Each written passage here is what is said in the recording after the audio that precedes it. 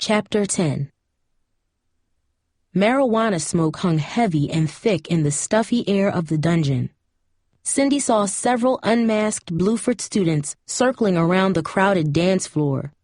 In the distance, she noticed a corridor which appeared to lead to another large room lined with tables. "I just want to let some people know I'm here. I'll be right back," Bobby said, heading towards the hallway. Before Cindy could protest, he darted into the crowd. Alone and uncomfortable, Cindy leaned against the wall on the edge of the dance floor. She wished she and Bobby could just leave, that they could watch movies with Jamie and Darcy. At a nearby table, she saw Dylan Baker from her English class. His glassy blue eyes bulged unnaturally from his otherwise expressionless face. He did not seem to notice her, or anything else for that matter. Suddenly, she felt a tap on her shoulder. "If you want anything, girl, I'll get it for you," a voice said. She turned and faced a guy wearing a wolf mask. As he spoke, she noticed his eyes moving up and down her body. "No thanks," she said, crossing her arms on her chest. She felt naked and embarrassed in his gaze. "I'm here with someone," she added, hoping he would find someone else to stare at. "I don't see anyone with you." "Man, get away from my girl," Bobby said, coming up behind the stranger. It's cool, the guy repeated, backing into the crowd. Bobby smiled. "You see how good you look, Cinderella? Guys are checking you out." Cindy hugged Bobby gratefully. She was glad he arrived when he did, but she still wanted to leave.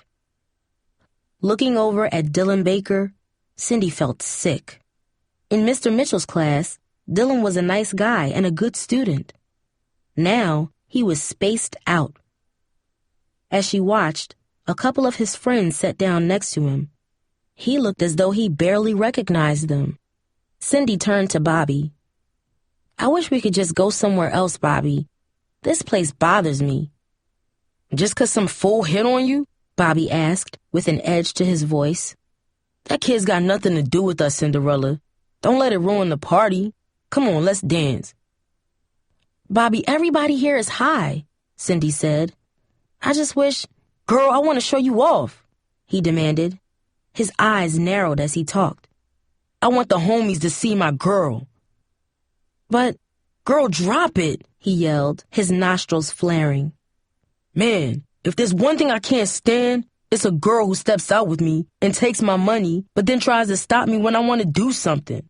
It's all cool when they're getting bracelets and clothes, but ask a favor and they start giving static."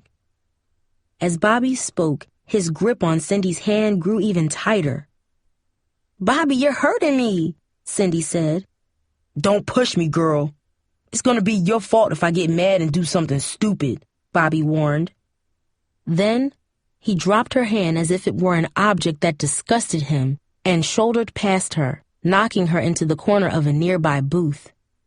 Pain shot into her leg. "You stay right here. I gotta use the bathroom. Don't move. Here?" Bobby said. Cindy nodded. As he disappeared in the crowd, she looked at the door. She wished she could just go home, but she knew better than to walk home alone at night in her revealing costume. Maybe she could catch a bus, she thought. Carefully, Cindy inched towards the door. She was stopped by another kid she did not know who tried to make her dance with him. His face was wrapped in bandages like a mummy. "Come on, girl, I know you know how to move," he said, grinding into her. By the time she got past him, Bobby returned. She was afraid to tell him she was trying to leave. "I told you to wait right here," Bobby yelled. "What, are you stupid or something?" Angered and hurt by his words, Cindy turned towards Bobby and noticed he looked different. He was sweating profusely, and his eyes were wide and glassy like Dylan's. Cindy had seen the same look on Bobby's face the day he bruised her wrist at Bluford. Illuminated in the flashing light, he looked like a monstrous version of himself, like the figures in her drawings. "I don't feel good," I need to go home, Cindy stammered, afraid to provoke him. Why are you messing with me? Bobby screamed, grabbing her shoulders. Strobe lights flashed over his head like lightning from an approaching storm. Watching in wide-eyed terror, Cindy was flooded with an awful realization. Drugs. Bobby must be using drugs. He had probably just used them in the bathroom. That explained his strange appearance and his violent mood swings. The power of that realization set off a chain reaction in Cindy's mind. Bobby had been lying. He'd been lying to her since the moment they first went out together, she realized. But worse, Cindy understood, was an even bigger lie. The one she had told herself. Jamie, Mrs. Davis, and Harold had been right all along. Bobby was trouble, and she had refused to listen. "Bobby!" Cindy yelled, staring into his twitching eyes. "Let me go!" Bobby shifted his hands to her neck, and his grip began to tighten around her throat. You just never listen, he growled. "Bobby!" she gasped, unable to breathe. Suddenly, Cindy heard a familiar voice. "Get off her!" Cindy glanced back to see Jamie rushing up next to her. In a blur, Jamie shoved Bobby, causing him to lose his grip on Cindy's neck. Just as quickly, Darcy, Cooper, and Tara were next to her. "You all right?" Darcy asked, putting her arm around Cindy. "I'm okay," Cindy said, rubbing her neck. "I just want to go home." "That's why we came back," Jamie said. "There was no way we were going to leave you here with him. I don't care what he says." Cindy turned towards Bobby. He shook his head and clumsily approached Jamie. I told you to stay out of this, Bobby said in a low, angry rasp. Cindy's staying right here with me. His voice became hoarser with each word. "No, Bobby. I'm going home now," Cindy yelled, wondering what Bobby had taken in the bathroom. Maybe it was that new drug Raffi was pushing. Whatever it was seriously affecting Bobby.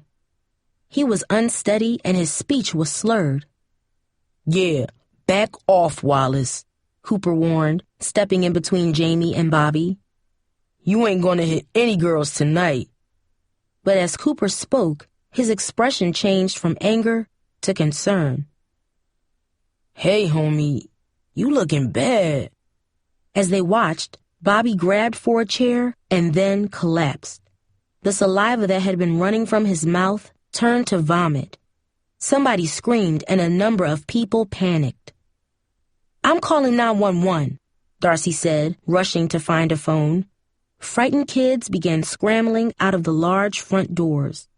Someone flicked on a bright switch and the entire room brightened. By the time the paramedics arrived, most of the kids had left the dungeon.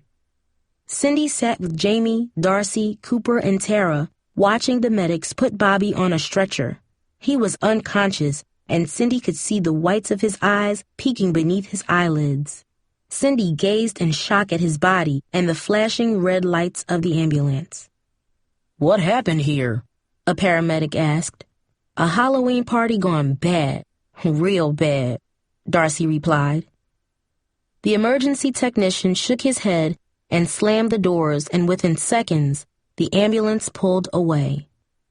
As it disappeared in the distance, Cindy began to cry softly, turning the bracelet Bobby had given her around and around with trembling fingers.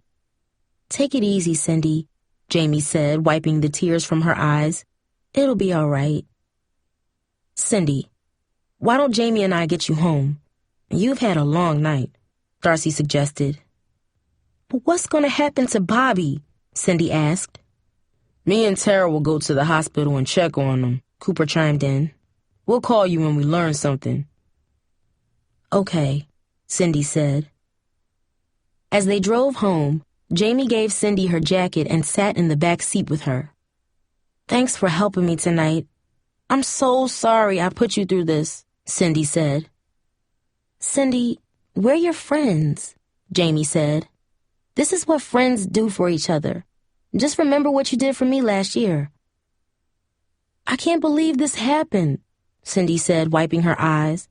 "All this time, I thought Bobby had changed. And I know this sounds stupid, but he really made me feel special. Nobody ever made me feel that way before." "It doesn't sound stupid, Cindy," Darcy said. "But you've got to learn that you are special, whether you're with a guy or not. When you need someone else to make you feel good about yourself, you're going to get into trouble.